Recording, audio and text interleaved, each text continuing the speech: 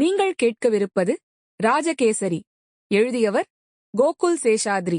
ஒலி வடிவில் வழங்குபவர் தீபிகா அருண். எழுத்தாளர் ஒரு அறிமுகம். முனைவர் கோகுல் சேஷாத்ரி. பொறியியல் மற்றும் மேலாண்மையில் பட்டம் பெற்று கணினி மென்பொருள் துறையில் பணியாற்றும் இளைஞர். அமரர் கல்கியின் பொன்னியின் செல்வனால் ஈர்க்கப்பட்டு வரலாற்று உலகிற்கு வந்து சேர்ந்தவர். வரலாற்றில் முதுமுனைவர் பட்டய படிப்புகளை முடித்து சோழர்கால இராமாயண சிற்பங்கள் பற்றிய ஆய்வில் முனைவர் பட்டம் பெற்றுள்ளவர். 2013 இவரது முதல் வரலாற்று புதினமான ராஜகேசரி இணையத்தில் வெளியானது. தொடர்ந்து பைசாசம், சேரர்கோட்டை, திருமாளிகை முதலான பல புதினங்களையும் சிறுகதைகளையும் எழுதினார். இவை பழனியப்பா பிரதர்ஸ் நிறுவனத்தால் நூலாக்கம் பெற்றன. ஸ்டோரிடெல் நிறுவனத்தின் முயற்சியினால் ஒலி புத்தகங்களாகவும் கிடைக்கின்றன. வரலாற்று புதினங்கள் தவிர பல்வேறு ஆய்வுக் கட்டுரைகளையும் படைத்துள்ளார். பல கருத்தரங்கங்களில் பங்கேற்றுள்ளார்.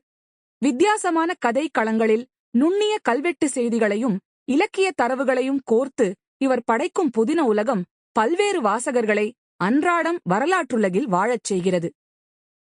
முன்னுரை. வாசகர்களுக்கு வணக்கம். அனைவரின் நலனையும் குடும்பத்தார் நலனையும் விழைகிறேன். 2002ஆம் ஆண்டின் பிற்பகுதி என்று நினைக்கிறேன். அப்போது பணி நிமித்தமாக சிங்கப்பூரில் வசித்து வந்ததால் அங்கிருந்த நூலகங்களில் இருந்த நல்ல தமிழ் புத்தகங்கள் அனைத்தையும் ஒன்று விடாமல் வாசித்து தள்ளிவிட வேண்டும் என்கிற வெறியில் நூலகமாக மேய்ந்து கொண்டிருந்தேன்.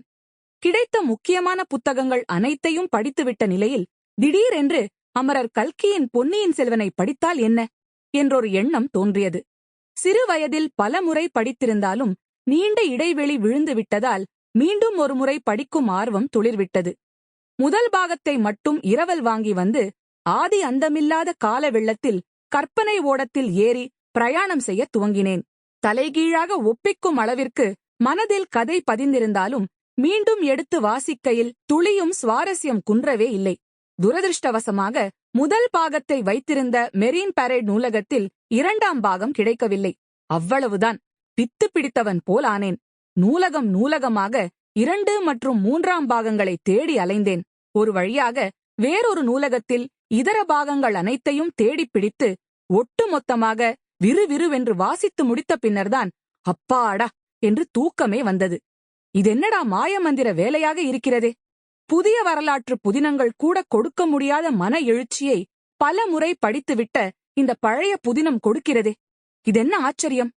இந்த பொன்னியின் செல்வன் பித்து நம்மை மட்டும்தான் பிடித்துக்கொண்டு ஆட்டுகிறதா, அல்லது இதேபோல் பைத்தியம் பிடித்த பல பேர் உலகில் சுற்றிக் கொண்டிருக்கிறார்களா என்று இயல்பான கேள்வி மனதில் எழுந்தது. அப்போது இணைய தொழில்நுட்பம் வேகமாக வளர்ச்சியடைந்து கொண்டிருந்ததால் இணையத்தில் பொன்னியின் செல்வனை பற்றிய கூடுதல் தகவல்களை தேடினேன்.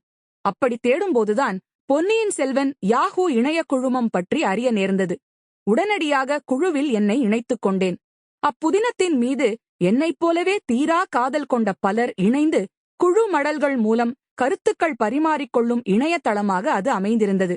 நந்தினி, பூங்குழலி, வந்தியத்தேவன், குந்தவை, அருள்மொழி, அனிருத்த பிரம்மராயர், நந்தினியின் தந்தை உண்மையில் யார், ஆதித்த கரிகாலரை மார்பில் குத்தி கொலை செய்தவர்கள் யார் என்பன போன்ற முக்கியமான கேள்விகள் அங்கே அலசி ஆராயப்பட்டன. ஒரு கட்டத்தில் பொன்னியின் செல்வன் நிகழ்வுகளுக்கும் வரலாற்று நிகழ்வுகளுக்குமான தொடர்புகளை தெரிந்து கொள்ளும் உந்துதல் இயல்பாக ஏற்பட்டது. அந்த புதினத்தின் கதாபாத்திரங்கள் எல்லாம் உண்மையில் வாழ்ந்தவர்கள்தானா? பெரிய பழுவேட்டரையரும் நந்தினியும் நிஜமாகவே தஞ்சையில் வசித்தார்களா? கல்கி அவர்கள் விவரிக்கும் சம்பவங்களுள் எவையெல்லாம் கற்பனை, எத்தனை உண்மை என்று பல்வேறு கேள்விகள் முளைத்தன. புதின உலகை விட்டுவிட்டு சரித்திர புத்தகங்களை புரட்டத் துவங்கினேன். அப்போது எனது உறவுக்கார பெண் ஒருவர் சிங்கப்பூர் தேசிய பல்கலைக்கழகத்தில் பட்டப்படிப்பு படித்துக் கொண்டிருந்தார். அவரிடம் கெஞ்சி கேட்டு நீலகண்ட சாஸ்திரியாரின் தி சோழாஸ் எனும் 2 தலைகாணி சைஸ் புத்தகங்களை முதலில் இரவல் வாங்கி வரச் சொன்னேன். அதனை படித்ததும் மிகப்பெரிய மன எழுச்சி உண்டாயிற்று. அடடே, நிஜத்தில் இதுதான் நடந்ததா? இந்த சம்பவங்களைத்தான் கதாசிரியர் அத்தனை அழகாக கற்பனை செய்திருக்கிறாரா என்று வியந்தேன். குறிப்பாக 1ஆம் ராஜராஜ சோழரின் வரலாற்றை தி கிரேட் எனும் அடைமொழியுடன் சாஸ்திரியார் ஆரம்பிக்கும் அழகே தனியாக இருந்தது. Sample complete. Ready to continue?